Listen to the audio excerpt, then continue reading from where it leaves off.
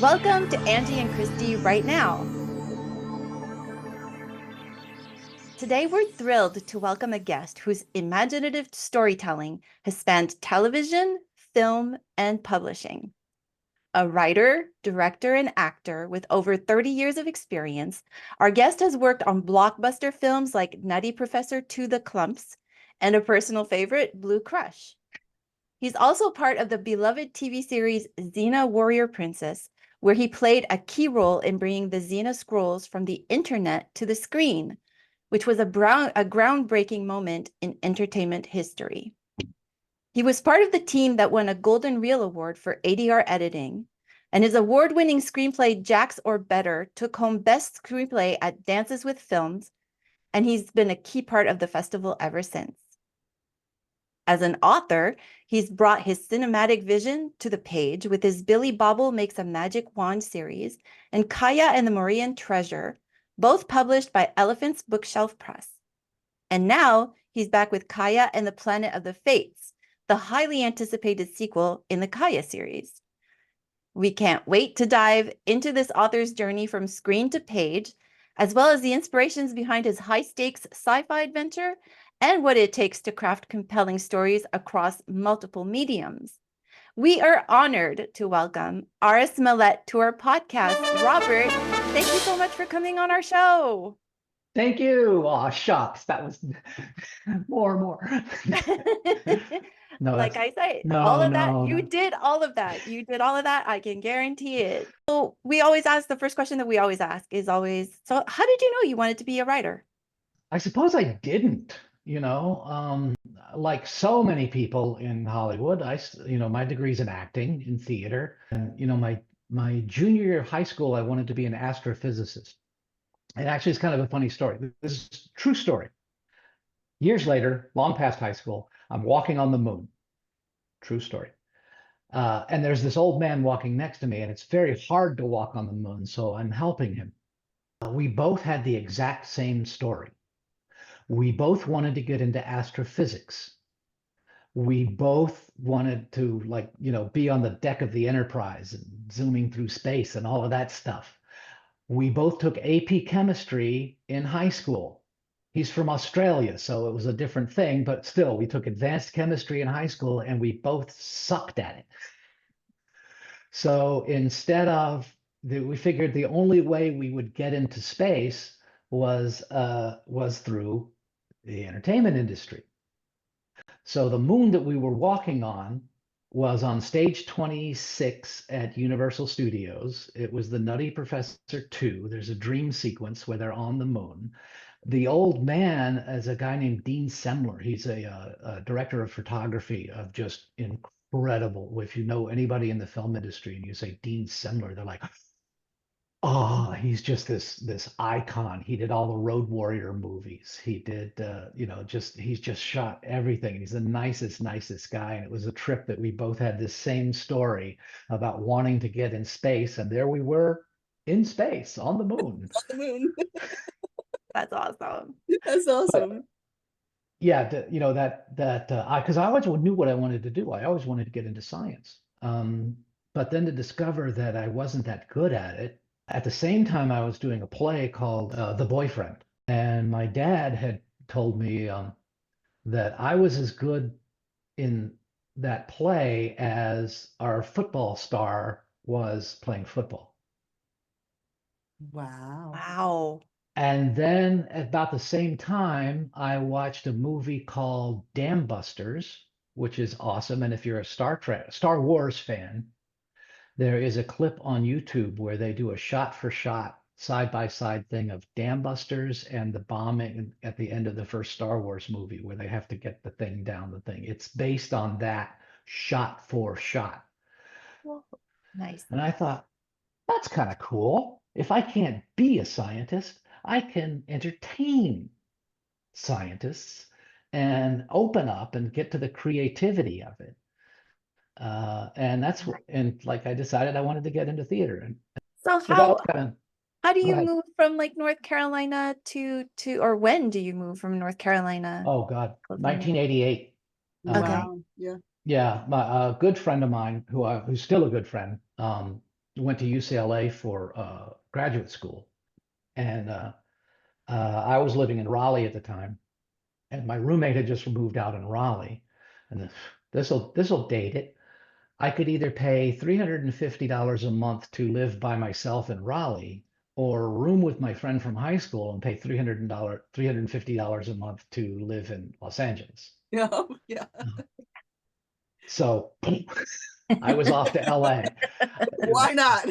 Why not? Well, my friend, he got me a job setting up computers for writers at Universal. So as soon as that writer got hired, we rushed in, set up a computer, had all the writing software on it. Boom, boom, boom, boom, boom. That was the idea. So I got a job being one of those guys who rushed in with the computer, and I set up Scott Baio's computer and all these other people, and got to listen to Don Belsario cuss people out while I'm trying to fix the computer. It's like,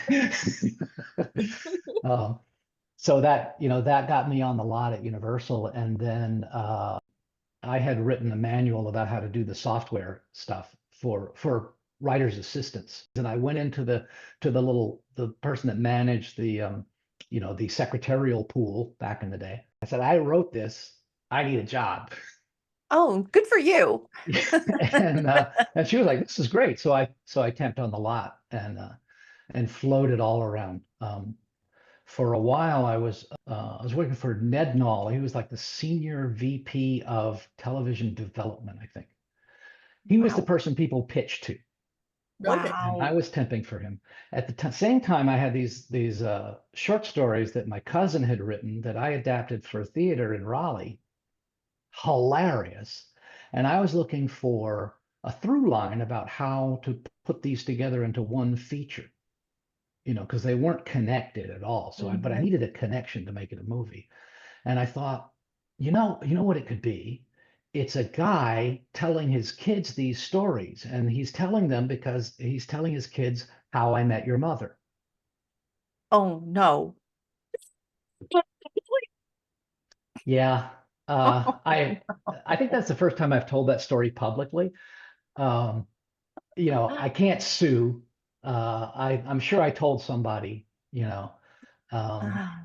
I don't know. I don't know who it was. I don't know how it happened, but it's like, so yeah. That people are always like, somebody's going to steal my script. No, they're going to steal your idea. Idea. So Yes. keep your mouth shut. Yeah. Yeah, it'd be nice to And have a what little year was cash. that? Oh, that was the early 90s. Ah. Yeah, yeah, before I got on Xena. Oh Xena. my gosh. Yeah, but Xena, like, I I can mean, see you man, fangirling down there. oh yeah. I think it was like the first time that we saw like a female heroine that could take on anything, like she was big and strong and like don't mess with Xena. So how did you get on to Well, working with that? just on that, first of all, everybody says that, and it's Mm-hmm. kind of true. But I think what's really key, and I learned this doing Kaya and the Morian, trying to sell Kaya and the Morian Treasure. It's not the first time you had a strong female hero. You could trace them back almost every generation. Wonder Woman, but you can go all the way back to Athena. Yeah. Right, Was a right. strong female, action hero. It's Mm-hmm. the sidekick that Yeah. they never had. Oh, There's Yeah. always that man, Yeah. Gabrielle. absolutely. Yeah. And when I was trying to sell Kaya, they all said, you need a boy character, you know. Mhm. You need a boy character. Girls will read books about boys, but boys won't read books about girls. Mhm. And it's like, I qualify as a boy, right? And I love Hunger Games. I Uh-huh. don't care which boy she chooses. I care which boy she kills. Yes. That's true. I mean, it's true. It's Yeah. action beats that, Yeah. they're just looking at this formula that they have, which is fine. I've got nothing against development, and all the editors loved it, but they were like, I can't take it to acquisitions. Little Brown wanted to make Nadir, my Gabrielle character, a boy, Mhm. and my agent said, no, let's move on. Yeah. Then they wanted to give Nadir a boy interest, and I was like, I've got one 2/3 into the story, Yeah. which is what sets up book 2. Okay. But they didn't like that. I tried. I tried. My wife keeps giving me a hard time. It's like, you should have done what they said, blah, blah, blah, blah, blah. And I tried. I was not being a snobby, you cannot touch my work. No, I tried and it all fell apart. It's a buddy thing. They've done it Yeah. with men forever, Yeah, you that's know. true. Okay, I'll tell a Xena story. This was kind of a few episodes into season 1, and I had been writing the ADR, which Okay. is after the picture has been locked. And, a lot of times they're walking away at the end, or there's a shot on one character and there's no Mhm. dialogue and it's kind of Mhm. hanging there and they need a line from the person off camera. Okay. I would write those lines. It's called the Cool. ADR. And Liz picked me up one morning to drive me over for there.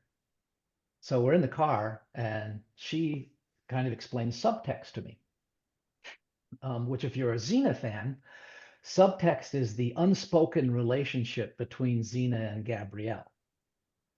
Yeah. And there's a scene where Xena is teaching Gabrielle how to fish. And she was explaining to me that it might have overtones of something else, and she's being very delicate. And I was like, oh no, that's cool. Yeah, that'll be fun. Now I have to go back and watch it. I know. No, every episode until we find that one. So I put in a lot of subtext. So to you try to worked avoid- on Xena the whole time that it's on. No, I was there for I was actually never hired. Okay. I got a fax. I was temping at Universal and I had just come from Mantis, this really bad TV show, but I learned how to do script coordinating. It is. You liked Mantis? You're the one. You're the one. So, I had stumbled onto that from temping. And then that show got canceled. And I was in the backlot rental office, which is basically real estate. And someone handed me a fax and said, here, this came to the wrong number, throw it away. Fax. And I looked at it and it was the pattern budget, which is the per episode budget for Xena Warrior Princess, which was not a show yet. Uh-huh. And the cover thing said, well, I guess since we have a green light, we have to do it for this. So I was like, I know Insider that information. Insider information. And I knew the Renaissance people, so vaguely, I temped for them from Mantis. So I called their office and said, are you guys waiting for a fax from New Zealand? Yes, yes, we are. Send it over. So I wrote on the fax cover sheet, if you need a script coordinator, let me know. And I've given my phone number.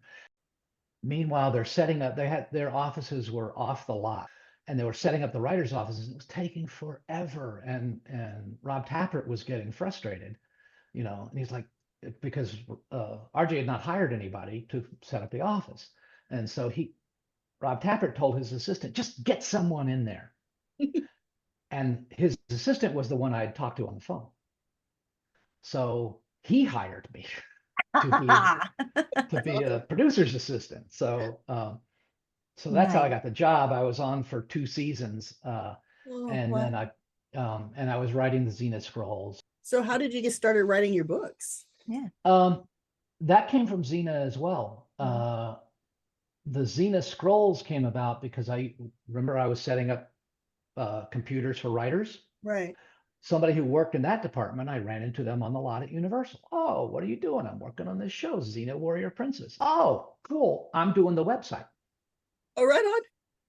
So I was like, again, inside information and an opportunity. So I said, would you like to meet the writers? And he said, sure. RJ had always talked about that these archaeologists have dug up these ancient writings, and that's the source of all of our shows, is these ancient scrolls of these characters. It was just his imagination.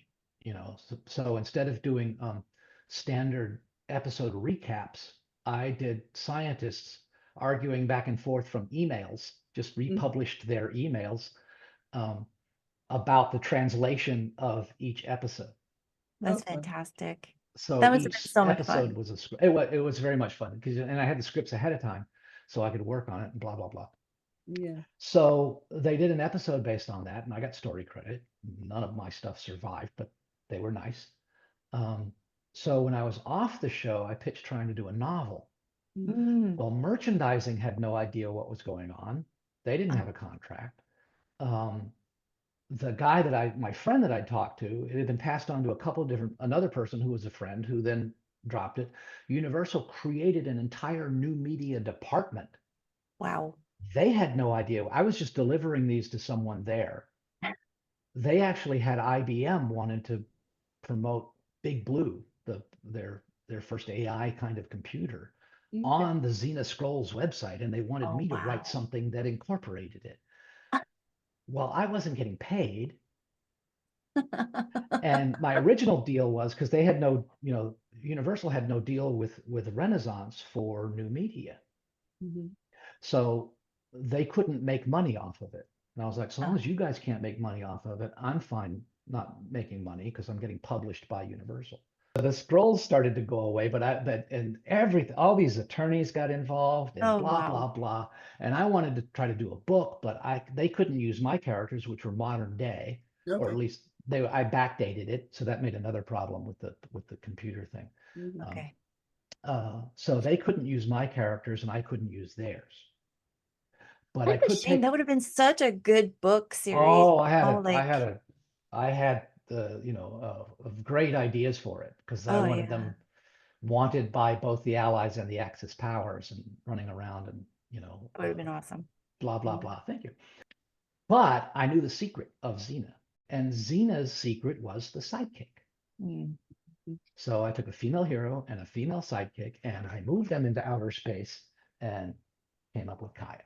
Beautiful. So does that answer your question you asked 20 minutes ago? Oh, Yes, I love the stories in Well, between. we were wanting to try and move into like your books, because was Billy Bobble the first book that you wrote, or did you write Kaya first? I wrote Kaya first, Okay. and while it was trying to get published, and it got me an agent and all this stuff. And again, they all wanted a boy character. It was so many long fly balls in terms of getting published from one of the majors. And then I wrote Billy Bobble in the meantime, which is, about these Billy's into quantum physics, Susie's into microbiology, and together they make a real working magic wand. I'm reading, yes, I love it, just so you know. Oh, I thank you. do. I was like, and just the way that you explained it made me think you were an astrophysicist or something of that nature, because I was like, oh, this is so good. I really enjoyed this, but it makes sense the way you explained it, especially when you were talking to have the principal, Billy explaining it to the principal, and I was like, I'm the principal right now, because I'm like, oh. Oh, what? Thank you. So yeah, I wrote that and I submitted it to my agent and she passed on it. And so I was like, well, I'm going to go through the same thing with that. And Matt Sinclair, who does Elephant Bookshelf Press, friend of the show, Absolutely. and he had done some of my short stories because he had Okay. been publishing short stories for a while. And he said, he got reached out and said, I'm doing more short stories. Do you have anything? I was like, and I was pulling these out of drawers. I wasn't writing anything. Yeah. And I said, I don't have any more short stories, but I've got this novel no one's going to buy. And I said, I'm doing novels too. So that's how Billy Bobble came. He read it and liked it and decided to publish it. And that's how that came about. Love it. So, So Matt, Elephant Bookshelf Press is the Sun Records of publishing. Sun Records did the Beatles, they did Elvis, Jerry Lee Lewis, all those people that could never have been done in traditional music, but Sun Records recognized it and put out all these things. yeah, no, we love Matt. We love all the books that he's published, the anthologies, everything. He's great in our eyes. We love it. But you have this idea, that you need a strong female character with a strong female sidekick. Right. And you sit there and you decide to write this book. Now, do you just sit and write? Do you outline? How do you do it? Okay, I have to tell another story. So I'm unemployed from Xena. My friend from high school who moved out here that had got me the apartment, Yeah. he's unemployed. He's between shows. We take the afternoon and go see Pamela's movie Barbed Wire, Yep. which was awesome, by the way. I loved it. It was hilarious. Oh my God. So we're sitting in the theater. It's early. We're sitting in the theater. He's gone to get popcorn or something. And I'm sitting there thinking about this book because I have, like you say, I've got the female hero, the female sidekick. I know I want to do a space opera. I know I want to move them into space. Every space opera has to have its faster than light travel, Mm-hmm. and you either blow it off like, oh, warp speed, or, Right. whatever. You just make something up or you get into it. And so Mm-hmm. I'm sitting there thinking about it, and I'm thinking about a computer again, set up computers. If it's programmed to where you want to go, and you're going the speed of light, where time gets all wibbly wobbly, to quote Doctor Who, the a computer needs time to go from one line to the other. If the time is nonlinear, it can't do anything. Mm-hmm. So I came up with this idea that the quantum computer is kind of in a protected area, and everything else is pushed into this dimension without time, which would mean if you have infinite time, you also have infinite space. Yeah. So they basically exist everywhere at once. Mhm. The computer has to go the slow way, so in its bubble, Okay. so that it can then tick to the next line of the program. It's a tick of the clock. So they've nicknamed space travel tick. So you get a tick. Oh, Now, if you are conscious during this imaginary kind of travel through time, you experience everything. everything, right? Everything. A little And overwhelming. a little overwhelming, and you can lose your mind, which they call tickled. Makes sense. Now, most people who get tickled just end up committing suicide or just becoming babbling idiots and they can't do anything. But some people can stay focused enough that they can begin to see possible futures. Oh, wow. So they become soothsayers. And this is all I'm thinking. I'm in the movie theater waiting for the movie to start. And I'm like, all of this is popping. And they become these soothsayers and they're ticklers. So a pirate will have a tickler who's trying to tell him where he might go get, some booty. Nice. Booty, by the way, is a pirate term. It means money or treasure or all that kind of stuff. It's not like a booty Like a bounty. call, okay? Like, Oh, a my bounty mind would be on their head. I'm so sorry. I suppose you could have a tickler tell you where you could go get Booty. booty or booty, but pirates tend Right. to like booty over The gold booty. kind. Yeah, exactly. And they said that because they kept it in their boot. That's where they kept their treasure. Oh, that's smart. I didn't know that. So, so anyway, all of that, so that's where that happened, so the story popped from there. Yeah. How were you and even able to watch the movie? Like if I had that going on before the movie You even have to get a started, stop, get a I'd be like, piece so of red- long. I got something to write back home.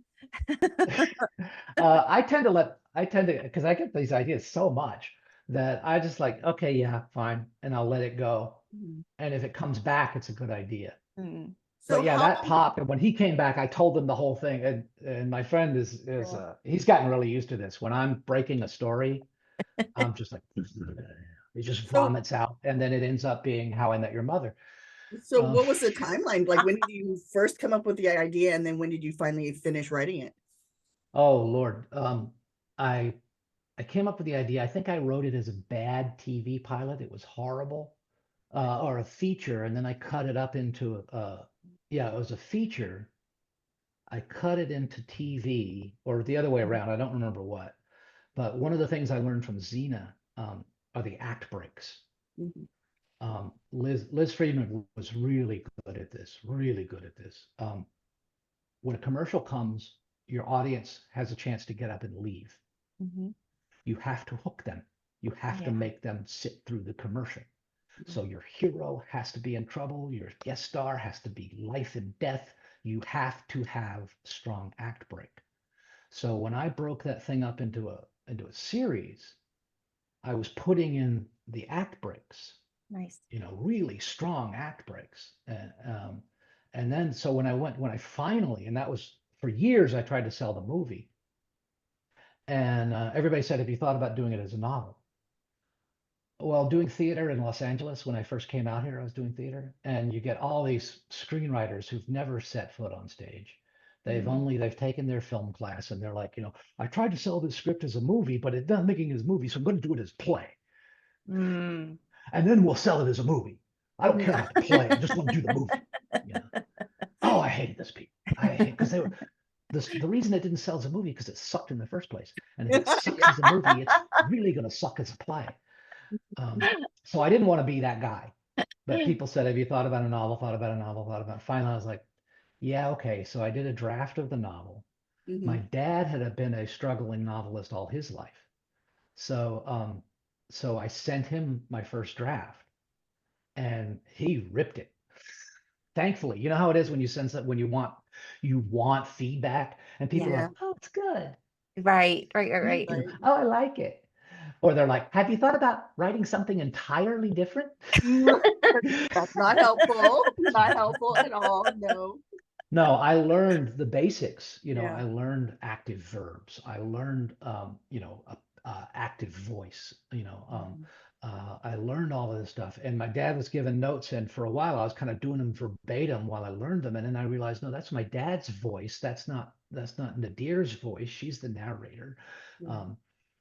And I had a scene from the movie that Nadir was not in, and Nadir narrates. And so in the book, I just put that scene in. And my Right. dad was like, nope. Right. Because she can't Cannot do happen. that. Right. Cannot happen. Cannot happen. I was dead in the water for like 6 months. Oh Dead in the no. water. And until I figured out a way, a narrative way around it. That's a big plot hole. Yeah. So do you write, do you follow a beat sheet, or are you just writing? Are you a pantser? Like you just sit in front of your. A little bit of both. Okay. I don't know if it was Mindy McGinnis. Yep. Somebody in that crowd mentioned something about being headlights. They can see as far as the headlights on the car driving in the dark, so you know where you're going, but you don't For a know little bit. Right. for a little everything bit. that's all around. Yeah. Yeah. For me, it does. When it's good, when everything's really good, and I know I'm onto something, it pops. I can see the whole thing from beginning, middle, and end. I was telling people from Louisiana cooking. When you're cooking in Louisiana, they say spice at every level. If you're setting up the roux, or you're doing this or you're doing that, you spice at every level. So I would say that originally, and so if you're doing an outline, or you're doing a summary, or you're doing whatever it is you're pre-writing, make that as good as the book. Nice. Because then, so you're spicing at every level. So you don't have any weak spots in your outline. It's not like, oh yeah, then this happens, then that happens. I don't know, I'll fix it. Now I kind of do, then this happens and that happens, and I'll fix it later. But because I'm a better cook. And what's a good writing day for you? Are you one of those like, oh, you'll sit down at 8 a.m. and you're done at 4 p.m. or is it a morning and night? Is it 500 words, 1,000 words? It's always catch as catch can. I'm doing book 3 of Kaya now. Nice. And I had never been blocked before. Never, ever. And it goes back to Xena too. I'm actually switching over from the boy interest to maybe the subtext interest. And I have been dead in the water until recently, until I just pushed through, and I got laid off a while back from my day job, so I've had plenty of time to walk on the beach and think, and I'm just like, I know this has to happen. I know, and I was just stuck because I couldn't. My headlights turned off. I couldn't see right in front of me. So I just broke through that. And Nice. now I'm Good for kind of, you. I think that's a wonderful feeling when you finally get to that point too. Like yeah. And it's- I'd never been blocked before. I never, people are like, oh, what do you do about writer's block? I'm like, writer's block? Are you kidding? I get so many ideas. They're lined up like planes at LAX, Um, but it's different when, when you have to write this book. I Mm. actually, I got so blocked and another idea came up. I wrote a whole nother book Wow. while Before you were trying able to get, before I could pick up the rest of this one. that's amazing. That's incredible. So- Because it popped, Yep. yeah. So you had said that you had went on submission with your agent and so what was the process of that? Like, and how did you get your books hell. with The that? process was hell. Well, I agree because but I'm really like, yeah, I mean, you overcame that. I mean, your books are out there now. So what happened? Yeah, I had gone to a pitch fest actually. My wife was she was working selling booth space for trade shows at the time. She got me in free for the one of the writers conferences that it's for booksellers and blah blah blah. Authors have, unless unless you're Suzanne Collins, you have no reason to be there. And even if you are Suzanne Collins, you have no reason to be there. She's really sweet, by the way. She's like the sweetest person in the world. Aw. But they had a pitch fest beforehand, one of those 3-minute pitch Yeah, fests. yeah, So yeah. she got me in that. I flew to New York. I do this pitch fest. And Cherry Weiner is a huge science fiction agent. She's who I wanted. And I did 3 other pitches. This is fun. Writers will love this. I'm standing, it's 3-minute pitch, right? You got to be quick. So I'm standing to go next, and the guy in front of me is got his science fiction thing that's this big, and he's world building in his pitch. And she's literally sitting there like this going, what's the story? And he would not go off of his thing that he and I'm behind him. I'm like, dude. This So isn't working, right? the bell rings, he goes away. It's my time. And I looked at her and said, do you need a minute? Awesome. And she said, God, I need a cigarette. Yeah. And that's how I started my pitch. And then I Amazing. said, it's Xena Warrior, it's YA science fiction, Xena Warrior Princess in Space. Boom. I'm done. Right. Anyway, she requested a full. Everyone I Wow. pitched to requested a full, Nice. which is where I learned that you have to know your strengths. Yeah. Right.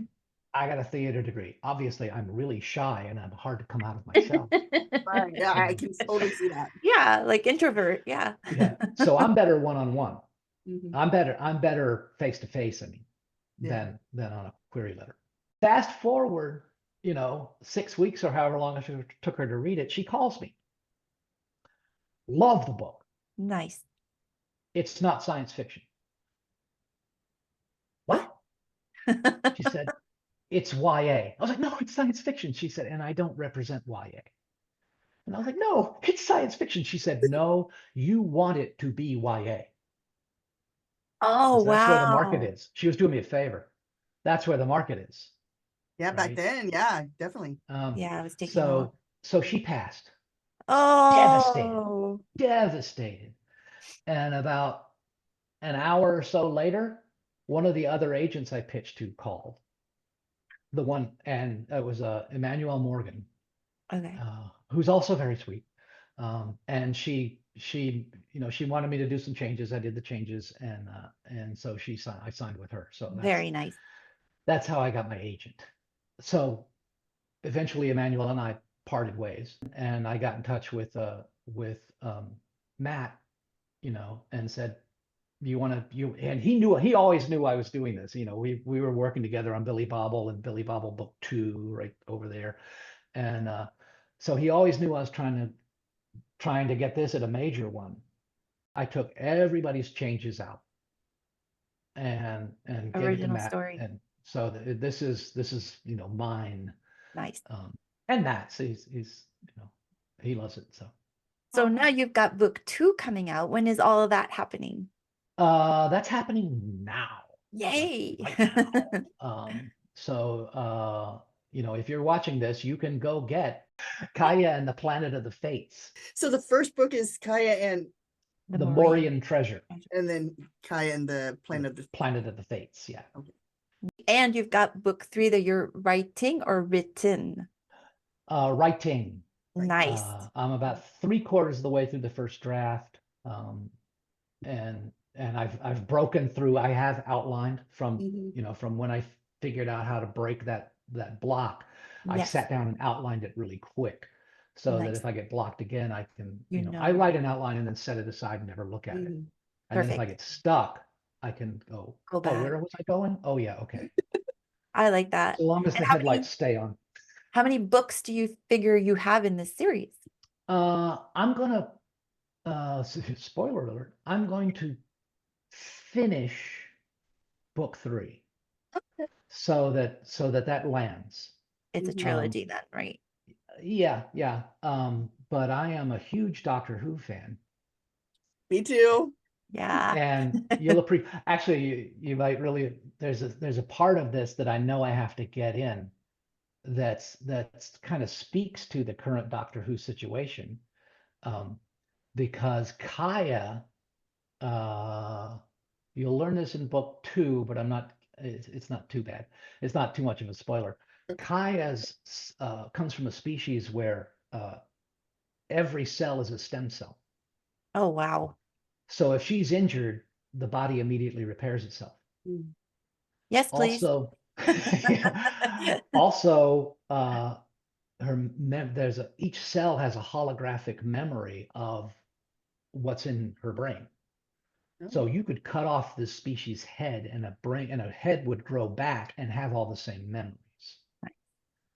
Plus, they have the ability to take on the DNA of another species Oh, and wow. morph into that species. Sounds great. So they're very, and they live so long, they're very patient. So it's very Doctor Who, right? Love it. Because the Doctor can regenerate when you change actors, right? Right. So this is the same thing. At the end of the contract, he regenerates. At the end of the Yes. contract, he regenerates. So I've written in the same thing just in case, because it's friggin' brilliant, and just tried to give it a little more sciencey thing. And but the scene that I'm writing is one of Kaya's species, because Kaya has no memory, and you know that from book 1. Is explaining to Nadir, the sidekick, the Gabrielle character, about their species and Mother Nature and sex drive and all that kind of stuff. When you're the apex, when you have no natural predators and you live as long as a planet, nature doesn't give you a huge sex drive, Right. which I think they've kind of lost in Doctor Who a little bit. That's true. Yeah. And so this character is explaining that Kaya will love Nadir deeply and for the rest of her life, more than she's ever been loved before, almost. But you might be a little disappointed. Yeah. It's also beautiful at the same time. I know, Thank those you. are nice. And that scene's That's a in my nice head. I theme. haven't written it yet. Yeah. So That's beautiful. So one more question before we move on to our speed round questions is, what do you think is one of, like, maybe one thing that you've done that you think has gotten you this far in your career? Like, if you could pinpoint it to like one thing that you think was the most Oh, pivotal Lord. thing that you've done? First of all, I say I'm living a sampler plate life. When you go into the seafood restaurant and you don't know what you want to order, you get the sampler plate and it's a little bit of everything. Probably the one thing that I've done besides becoming a really bad kid in first grade, because I wasn't learning to read, and my parents asking my kindergarten teacher, was he a bad kid in kindergarten? No, he wasn't. And I had no control over this, but that's how they figured out I was dyslexic. Other than that, I would say probably moving to California. Oh, wow. Yeah, that Nice. pretty much like kind of set the tone for your life, just going and all the things that you've done through. It got me into the restaurant where I could get a sampler plate. Yeah, yeah. That It's and been a- having that foreknowledge that of all the things with the Xena scrolls, like you kind of were in the right place at the right time in a lot of ways. I'm very lucky. I just stumble into things. It's Yeah. It's all this insider information. My Well, God. but it's also knowing that it's insider information and using it to your benefit. Exactly. That's right. Because other Knowing. people could have the information and not do anything about it. You actually acted on it. Oh, well, if you don't have that in you, don't come to LA. Yeah, Yeah. definitely. Oh. Well, thank you for giving us a sample of that sampler platter. We loved it. You have a Sure. beautiful sampler platter. I've But fun thank you stuff. so much for giving us an idea of like how everything works and how you got started. And we can't wait to read more about Kaya and like the ticklers, and it sounds And amazing. I recommend Billy Bobble. There you everyone. go. So, Billy Bobble, it's a lot of Oh, fun. Thank you. Yes. and yes. both of those will be, Smart characters. all those books will be in our description later on at the end of this. But we are going to move on to a 10 speed round questions. We call them speed round. They're not really speedy. I do need these if I'm going to read anything. So are you ready? Mhm. All right. Number one is, how do you pick your next book? Do you judge a book by its cover or do you go by recommendation? They pick me, like Michelangelo. The sculpture is in the stone already. I love that answer. That's a great answer. Number two is, would you rather be the hero or the sidekick in a movie? I'm a sidekick personality, which is weird because I'm 6'2" and I'm big and I'm villainy looking. I'd actually rather be the villain to be. They have the best arc. They have the most fun. I've played Yeah. tons of villains in Shakespeare. So Number three, is there a game show that you think you could win? Like Jeopardy, Wheel of Fortune. That's an interesting. Definitely not Wheel of Fortune. That's like torture for a dyslexic. That's right. I'm the one where there's one letter left going, I don't know. I would probably come in third in Jeopardy. Not bad. I'm okay with that. Half the Yeah, questions I don't know. So yeah, it's all good. I'm okay with that. Number four is, if you go to a Broadway show, is it a musical or a drama? I got to see Amadeus with Tim Curry and Ian McKellen. Oh, I'm 18, 19, freshman in college, the theater trip to New York. Salieri, he looks at you and he says, "You of the yet unborn, I absolve you of your mediocrity." And he says he's the patron saint of mediocrity because he's seen Molière, the genius. Now I'm 18, right? So I'm like, no, I almost yelled back at him. I refuse. I will not be mediocre. I was walking on the beach the other day thinking about this, and I was like, yeah, okay, I accept. I'll take it. Thank you. The patron saint, Salieri, the patron saint of mediocrity. that's hysterical. See, this is how they say when you age, you become wiser. There you are. Here I am. Be there. Number five, do you have a favorite Star Trek character? Oh, Spock, please. Oh, nice. Nice. Please. I was Spock as a kid. Come on. Or here's another one. This is very obscure. Henry the Barber in Star Trek Enterprise on Star Trek Enterprise on the episode North Star. Wow, I'm gonna look that up now. Because I played him. I was Henry the Barber. No, Yes. that's so cool. It was very cool. We're definitely going to go look that up. That would be like my fantasy to be on Star Trek on the set. Yes, to play. I didn't get on the ship though. Oh, I didn't get on it was a Western episode. So. That would be a dream come true. Like both of it, like a blending of Star Trek and Western. Like what? That's right. It was lots of fun. Well, maybe you and I, Angie, didn't get onto Star Trek, but we can now say that we met somebody who was. So it's close enough. 6 degrees of separation. I'm close enough with it. Number 6 is, would you rather be the best player on a losing team or the worst player on a winning team? I'm a Laker fan, so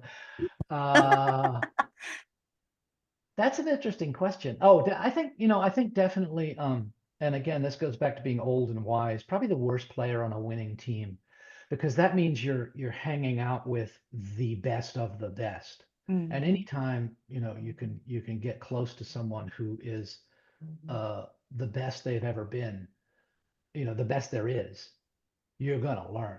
It's just, Even if it's just the vibes of it. No, absolutely. I Yeah. totally agree with you. Number 7 is a fill in the blank. Mhm. I just had the perfect weekend because. I didn't leave the couch.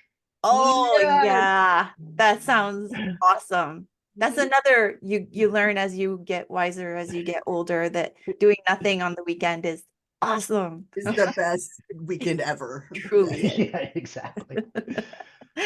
Number 8 is, do you follow your own advice? No. Sometimes, it kind of depends on the thing that, I'm pretty good about knowing when I'm not following my own advice, which is the main thing. Just fess up, Yes, No, I am own- stupid. Owning it is the first part of it, so. Yeah. Number 9 is, on a scale of 1 to 10, how organized is your workspace? Oh, Lord. Probably about a 5, but only because I'm married. When I was single, it was -10. It's okay. I think like the creative people don't have to be organized. I think it's Right. mishmash of everything. And the final question is, what are your thoughts about garden gnomes? Garden gnomes. You mean Yes, like a Billy Bobble. like these? Like That's these garden right. gnomes? That's They right. are dangerous, is what it is. They are They are dangerous. Yes, they are spying on you. They are beings from another dimension. Excellent. Thank you so much for answering those questions. Sure thing. All right, so you kind of mentioned a little bit about some of your projects, but is there anything else you can share about the work you're currently working on, or something you have planned for the future? No, I'll say this to the writers out there who've got things on the shelf. One of my things, just someone else pulled it off the shelf, and they're pushing it. And if I can talk about it between now and when this goes up, I will, but it's awesome. Oh, cool. And I don't have to do much of anything because my work is done. Nice. But they're pushing it, and if it goes, It'll be cool. I'll say this: if it goes, Matt will be very happy because people will be buying my books. Nice. You know what? When that happens, because we're going to put it out there in the universe that it is going to happen. That's please right. come back and share with us the journey that you took getting to that point. Because I know everyone will be fascinated. Yep. And so where can people find you on the internet? I have a web page that has died. I stopped paying for it. I don't care. Nobody would go. So I'm on Facebook, RS Mellette, and what is it? Mellette, Mellette, the best a man can get. That brings me. I used to say Mellette like Gillette, and some woman turned and said, the best a man can get. And I was like, ooh, okay. All right, so Facebook it is. And I just wanted to thank you and again push Billy Bobble, because I am thoroughly enjoying that book. I am, and I can't wait to read the rest of your series. And we hope you come back again when your next project goes through, so we can talk to you a little bit more. Okay. So everyone, if you enjoyed this author interview, please like, subscribe, and hit the notification bell. That way you can know when we have new authors come on. If you haven't watched any of our other author interviews, there's a playlist that you can check out. And again, we just want to thank RS Mellette for coming on today. And you saw it go through my head. I saw it in your head. Thank you for coming on, and I wish him well in the future with all his endeavors. Thank you. Thanks.